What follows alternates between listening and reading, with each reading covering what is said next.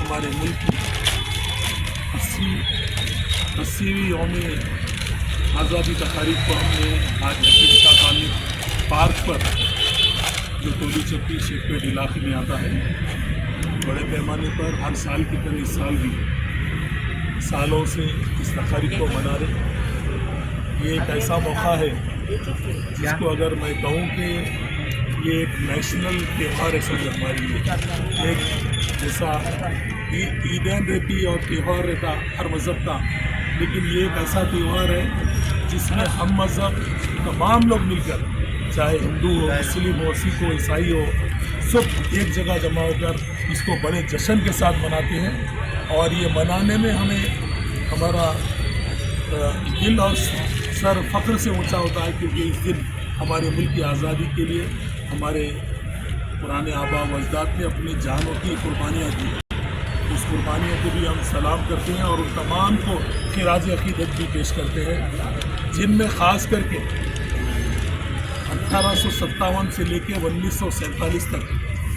جتنے علماء کرام نے اس ملک کی آزادی کے لیے، اس وطن کے لیے، وطن عزیز کے لیے جتنی قربانی دی ہے، اس قربانیوں کو ہم سہراتے ہیں۔ علماء کرام سب سے بڑھ چڑھ کر اس ملک کی آزادی کے لیے اپنی جانوں کو نثار کیا، قربانی یہاں تک کہ پھانسی کے پھندے پر چڑھے اور جان کی قربانی تک دی۔ میں سلام کرتا ہوں اس دینی مدرسے کو جو دیوبند کا ہے، وہاں کے ہزاروں کی تعداد میں علماء کرام نے ہماری ملک کی آزادی کے لیے بڑے پیمانے پر ملک کی آزادی کے لیے اپنی جانوں کو نچھاور کیا۔ اور حیدرآباد بھی کسی سے پیچھے نہیں رہا۔ مکہ مسجد کے امام صاحب جو اسماعیل صاحب تھے، مکہ مسجد کے حافظ و خطیب صاحب، جنہوں نے اس ملک کی آزادی کے لیے اپنی جان کی نچھاور کی، انہیں بھی بڑی اذیتیں دے کر ان کو بھی اس ملک کی آزادی کے لیے انہوں نے اپنی جان کی قربانی دی۔ میں ان کو بھی سلام کرتا ہوں۔ اور ایک ہمارے حیدرآباد کے خاص جو ملک کی آزادی میں حصہ لینے والا ایک بڑا نام ابو طلباس خان، جن کو انکوٹی وغیرہ میں بھی انگریزوں نے بڑے پیمانے پر جان بچھا کر مارا تھا، ہم ان کو بھی خراج عقیدت پیش کرتے ہیں۔ حیدرآباد میں بھی بڑی تعداد میں ہمارے لوگوں نے قربانیاں دی، اور اس وقت کے حیدرآباد ریاست کے حکمران میر آصف جائی عثمان صاحب نے، خاص کر کے حضور اعلیٰ نے اس ملک کی آزادی کے لیے، اس ملک کو تعمیر کرنے کے لیے مہاتما گاندھی اور جواہر لال نہرو سے مل کر بڑی تعداد میں مالی طور پر بڑے پیمانے پر مالی مدد کی اس ملک کی تعمیر کے لیے، اس ملک کی تعمیر کے لیے بڑے پیمانے پر انہوں نے بھی بڑے پیمانے پر سونا دیا ٹنوں میں، اور اس ملک کے لیے بڑی تعداد میں پیسے دیے۔ اور میں انہیں بھی خراج عقیدت پیش کرتا ہوں اور دعا کرتا ہوں کہ اللہ آصف جائی دور کے حکمرانوں کو بھی اللہ اعلیٰ سے اعلیٰ مقام دے جنت میں۔ اور میں ان تمام کو بھی خراج عقیدت پیش کرتا ہوں، جیسے کہ اس ملک کا دستور لکھنے میں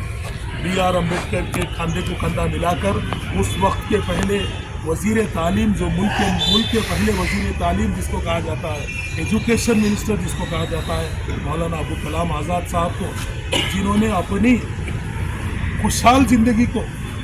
तर्क करते हुए इस मुल्क की आज़ादी के लिए मक्के से यहाँ पर आके अपने इस मुल्क को आज़ादी दिलाने में, अंग्रेज़ों को भगाने में इस मुल्क से बहुत बड़ा किरदार अदा किया। मैं हमारे पहले मुल्क के वज़ीर तालीम को भी खराज अक़ीदत पेश करता हूँ और उन तमाम रहनुमाओं को, ख़ास करके महात्मा गांधी, जवाहरलाल नेहरू, सरदार पटेल साहब, भगत सिंह, ये तमाम को भी मैं खराज अक़ीदत पेश करता हूँ। और जिन लोगों ने कुर्बानी दी, हम उनको यहाँ पर भरपूर खराज अक़ीदत पेश कर रहे हैं। और मुल्क की आज़ादी पर इस बात का हमको फ़ख्र है कि आज हमारा मुल्क दुनिया के बहुत बड़े ममालिक में एक ममालिक कहला जाता है। इंशाअल्लाह वो दिन भी दूर नहीं है, हमारा मुल्क बड़े पैमाने पर तमाम मुल्कों को छोड़कर और बहुत ही आगे बढ़ेगा इंशाअल्लाह। यही तमन्ना है हमारी मुल्क के साथ है, क्योंकि यहाँ पर एक बड़ी जमहूरियत यहाँ पर रहती है, सुपर पावर बनेगा इंशाअल्लाह हमारा मुल्क। हमारी दुआएं हैं ये मुल्क को किसी की नज़र ना लगे, और हम इस मुल्क के लिए दुआ करते हैं और इस मुल्क की तरक्की के लिए दुआ करते हैं और इस मुल्क की अमन और भाईचारगी के लिए खास करके दुआएं करते हैं। और अल्लाह से दुआ करेंगे कि बार बार अल्लाह ऐसा मौका दे कि हम हमारे मुल्क का ये जो परचम है, ये जो हमारा विखार है, इसको हम चढ़ाने में हमें बहुत खुशी महसूस हो रही है। इंशाअल्लाह बार बार इसको अल्लाह हमें चढ़ाने की तौफीक दे और इस मुल्क में तमाम मज़हब के मानने वालों को अल्लाह एक खुशहाल ज़िंदगी दे, और इस मुल्क को एक जिस तरीके से ये एक जमहूरियत वाला मुल्क है, अल्लाह इसको हमेशा के लिए बरकरार रखे। और मैं दुआ करता हूँ कि अल्लाह इस मुल्क में अमन और सलामती अता फरमाए।